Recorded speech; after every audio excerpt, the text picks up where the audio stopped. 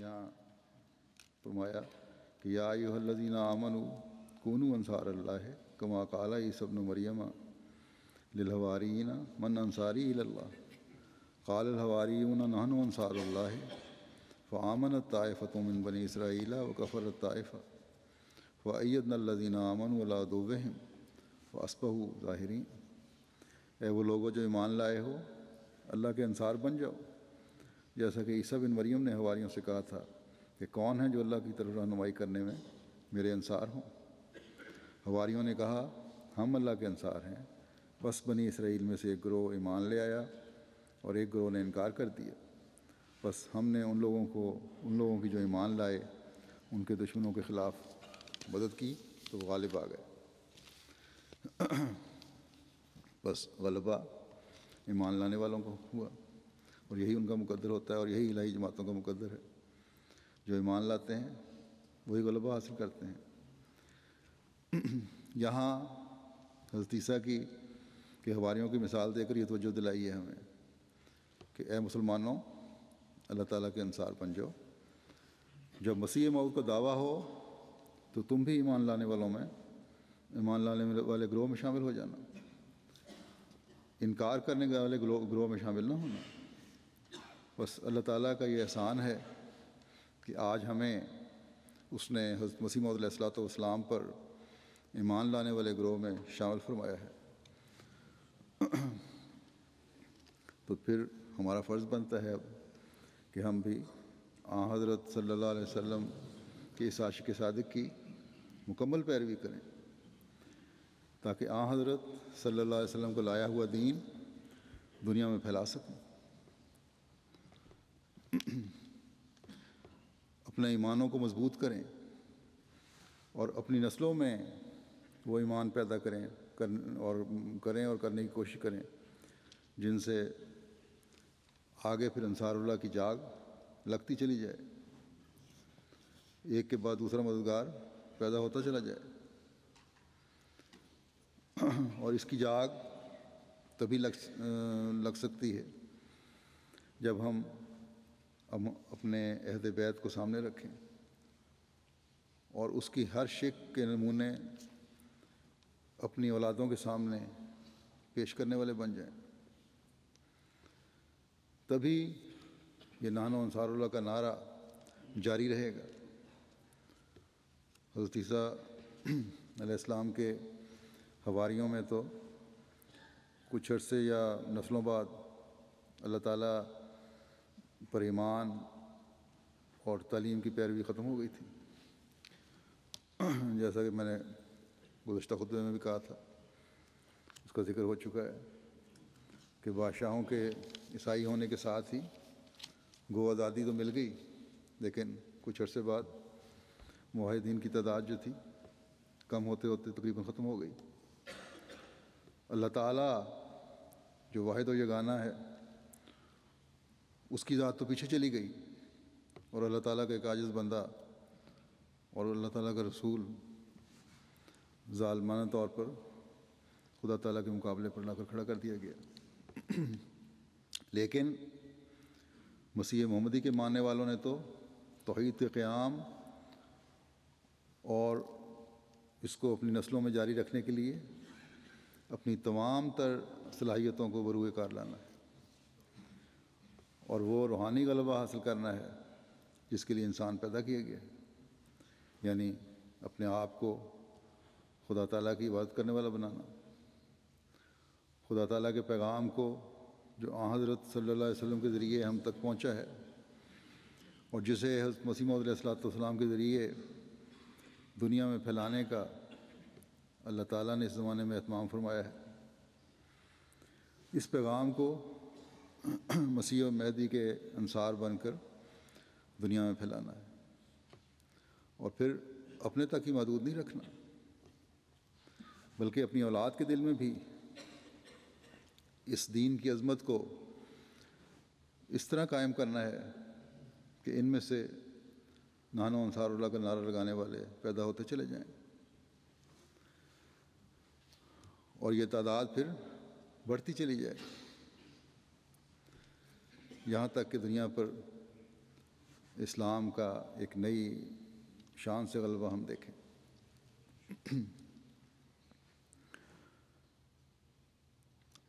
حضرت مسیح موعود علیہ الصلوۃ والسلام نے جو پہلی چیز اپنی شرائط بیعت میں ہمارے سامنے رکھی ہے وہ شرک سے اجتناب ہے۔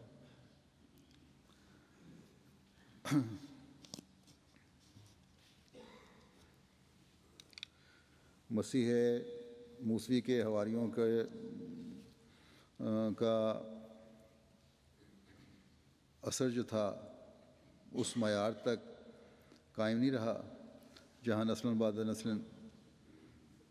وہ موحدین پیدا کرتے چلے جاتے۔ اس لیے کچھ عرصے کے بعد شرک کے پھیلانے کا باعث ان کی نسلیں بن گئیں۔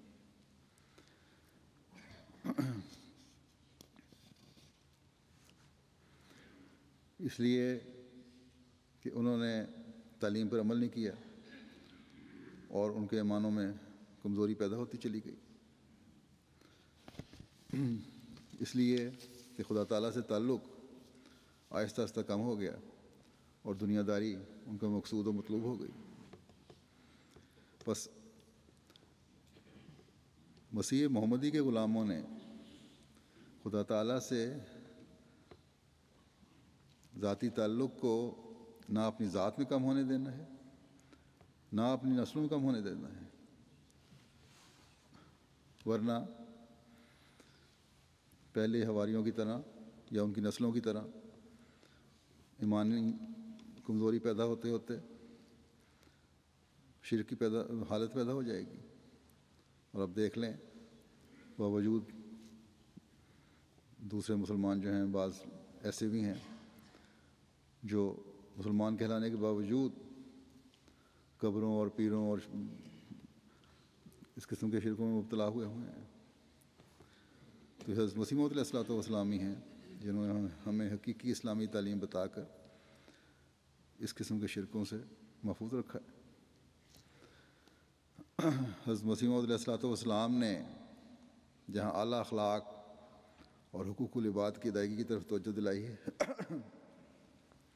وہاں ہر احمدی کو اور جماعت میں شامل ہونے والے کو یہ فرمایا کہ اگر میری بیعت میں آنا چاہتے ہو تو یہ عہد کرو شرک سے بچنے کے بعد کہ بلا ناغہ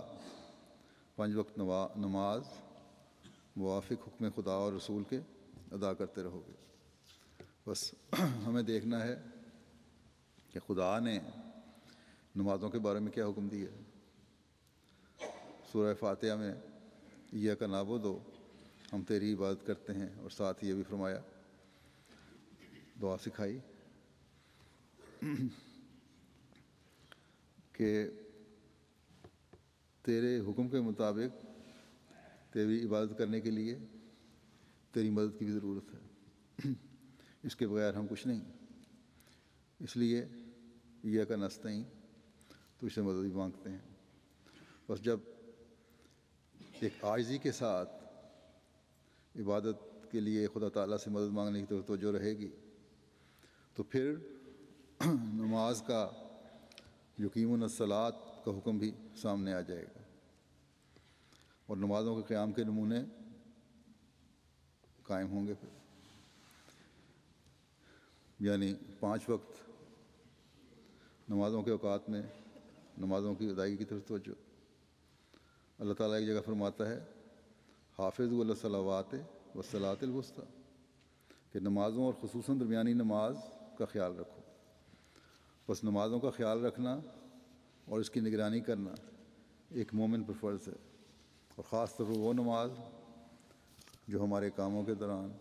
ہماری مصروفیات کے دوران، ہماری تھکاوٹ اور نیند کے اوقات میں آتی ہے، اس کا خیال رکھنا خاص طور پر ضروری ہے۔ اب اس ایک حکم میں ہی تمام نمازوں کی حفاظت کا حکم آ گیا ہے۔ ہر شخص کے لیے اس کی صلاۃ الوسطیٰ جو ہے اس کی حفاظت اسے عمومی طور پر نمازوں کی طرف متوجہ رکھے گی، اور پھر نمازوں کی یہ حفاظت نہ صرف ایک مومن کے لیے اس کے ایمان میں اضافے کا باعث بنے گی، بلکہ نمازوں کا حق ادا کرتے ہوئے نمازوں کی ادائیگی اس کی نسل کے لیے پاک نمونہ قائم کرنے کے ساتھ ساتھ اس کی اولاد کو بھی دعاؤں کا وارث بناتے ہوئے ان کے نیک مستقبل کی حفاظت کا سامان بھی کرتی چلی جائے گی۔ نمازوں کا حق ادا کرنا کیا ہے؟ بہت سے لوگ ہیں جو نمازیں تو پڑھنے والے ہیں، خاص طور پر انصار اللہ کی تنظیم میں پہنچے ہوئے، لیکن ان کی اولادیں ان سے نالاں ہیں۔ اپنے کی نمازوں کی حفاظت کے ساتھ ساتھ اپنے بچوں کی نمازوں کی نگرانی بھی ماں باپ کا فرض ہے، لیکن اس فرض کے ادا کرنے کے لیے بچوں کی بچپن سے تربیت اور نگرانی کی ضرورت ہے۔ بچپن میں جب اہمیت کا نہ بتایا جائے تو جب بچہ جوانی کی عمر میں قدم رکھتا ہے، خاص طور پر لڑکے، پھر ضرورت سے زیادہ ان پہ والدین سختی کرتے ہیں بعد، تو کئی بچے مزید بگڑ جاتے ہیں۔ پھر ماں باپ کو شکوہ ہوتا ہے کہ بچے بگڑ رہے ہیں۔ پھر بعض دفعہ ایسی صورت ہوتی ہے کہ نمازوں کی ادائیگی میں تو بظاہر باپ بڑا اچھا ہوتا ہے، لیکن بیوی اور بچوں کے ساتھ اس کے سلوک کی وجہ سے بچے نہ صرف باپ سے دور ہٹ جاتے ہیں بلکہ سمجھتے ہیں کہ ہمارے باپ کو اتنا خشک مزاج اور سخت طبیعت کا اس کی نمازوں نے کر دی ہے، اور وہ نمازیں پڑھنے سے انکاری ہو جاتے ہیں، یا اگر انکاری نہیں ہوتے تو پڑھنے کے 100 بہانے تلاش کرتے ہیں۔ بس نمازوں کی حفاظت اور اس کا حق ادا کرنا یہ بھی ہے کہ ایسی نمازیں ادا ہوں جو ہر قسم کے اخلاق کو مزید سیکل کرنے والی ہوں، بیویوں کے بھی حقوق ادا ہو رہے ہوں اور بچوں کے بھی حقوق ادا ہو رہے ہوں۔ 40 سال کی عمر، جیسا کہ میں نے کہا، بڑی پختگی کی عمر ہے، لیکن اس عمر میں اگر ہم جائزے لیں تو بہت سے ایسے لوگ نکل آئیں گے جو اپنی نمازوں کی بھی حفاظت نہیں کرتے، اپنے فرائض کو ادا نہیں کر رہے ہوتے، تو پھر اپنے بچوں سے کس طرح امید رکھ سکتے ہیں کہ وہ نیکیوں پر قائم ہوں؟ یا ان کی کیا ضمانت ہے کہ وہ احمدیت کے ساتھ جڑے رہیں گے؟ ہم اپنے شہداء کا ذکر سنتے ہیں، ایک چیز خصوصیت سے ان میں نظر آتی ہے، عبادت اور ذکر الہی کی طرف توجہ۔ جس بھی طبقے کے لوگ تھے اس طرح توجہ تھی ان کی، اور اپنے بچوں سے انتہائی پیار کا تعلق اور ان کو دین سے جوڑے رکھنا، اور بچوں پر بھی ان کی باتوں کا ایک نیک اثر تھا۔ بس یہ وہ لوگ ہیں جو انصار اللہ ہونے کا حق ادا کرنے والے ہیں۔ بس میں پھر انصار اللہ سے کہتا ہوں کہ اگر وہ انصار اللہ کا حق ادا کرنے والے بننا چاہتے ہیں تو اپنی نمازوں اور اپنی عبادتوں کی نہ صرف خود حفاظت کریں بلکہ اس کا حق اپنی نسلوں میں عبادت کرنے والے پیدا کر کے ادا کریں۔